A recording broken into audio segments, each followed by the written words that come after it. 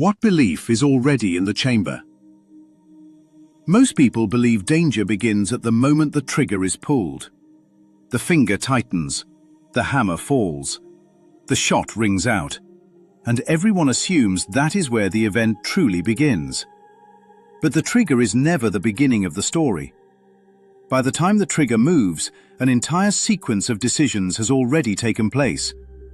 The gun had to be picked up. The weapon had to be loaded. A round had to be placed into the chamber. The situation had to be interpreted as threatening or necessary.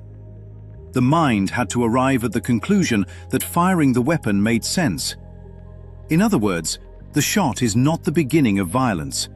It is the final step of a belief system that was loaded long before anyone heard the sound. And once that is seen clearly, a more interesting question begins to appear.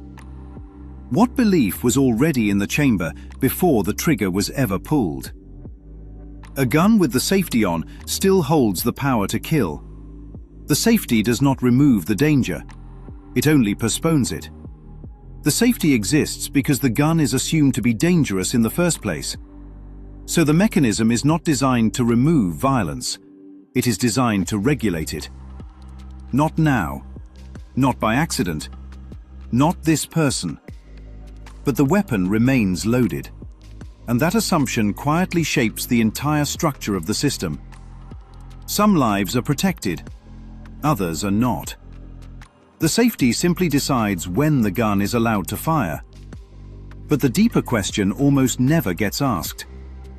Why is the gun loaded at all? This is where a powerful scene from Scent of a Woman reveals something deeper about the human mind. In the film, Colonel Frank Slade prepares to end his life. He loads his pistol carefully, methodically, almost ceremonially. Charlie, the young student trying to stop him, panics when he realizes what is happening.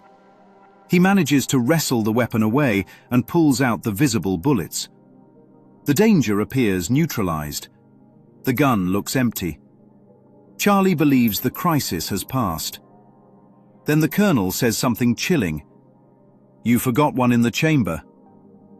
In that moment, the entire situation flips. Charlie addressed the obvious threat, but the real danger had already been prepared. The magazine was visible. The chamber was hidden. The bullet waiting to fire had already been placed there before anyone intervened. This scene works as more than drama. It mirrors the structure of how the mind operates. Most attempts to fix conflict focus on the visible bullets. Arguments, weapons, policies, enemies. But these are only the magazine. The real power lies in what is already chambered in the mind. A belief loaded long before the moment of conflict. Once a belief is in the chamber, the rest unfolds almost automatically. If the mind believes some people are enemies, conflict becomes inevitable. If the mind believes worth must be defended, attack becomes justified. If the mind believes life is fragile and separate, fear becomes the background of every decision. The safety switch then appears in the form of moral rules. Do not harm, except under these conditions. Do not attack, unless they attack first. Do not destroy, unless it is necessary. The safety does not question the loaded belief.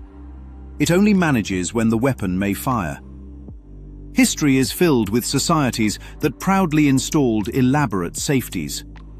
Laws, borders, codes of conduct. Yet the chambered belief remained untouched. That some lives matter more than others. That separation is real. That survival requires enemies. Once that belief sits in the chamber, the world becomes a place where the safety is constantly being flipped between safe and fire. But the deeper possibility appears when the chamber itself is examined. If the belief in separation is removed, something extraordinary happens. The weapon loses its meaning. The safety becomes irrelevant. The entire structure built around managing violence begins to dissolve. Because the trigger was never the real problem. The bullet was never the real problem.